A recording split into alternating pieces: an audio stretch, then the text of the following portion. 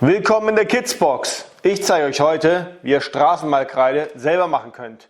Und los geht's.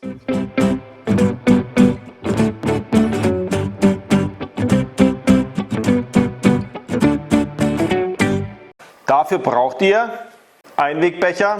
Ich habe 4 Stück genommen, weil wir 4 Farben nehmen werden. 4 Stöckchen oder sonstige Sachen zum Umrühren. 4 mal Lebensmittelfarbe. Gips aus dem Baumarkt und Wasser. Und so geht's. Wir füllen unseren Gips in unsere Becher rein und geben langsam Wasser hinein.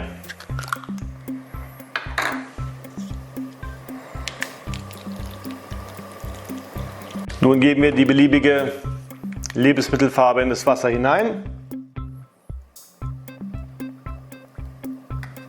und rühren um.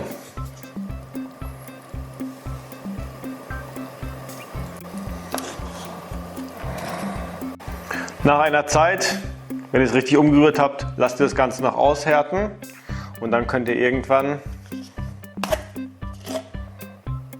das stürzen und als Kreide benutzen. Und wie das Ganze jetzt aussieht, testen wir unten.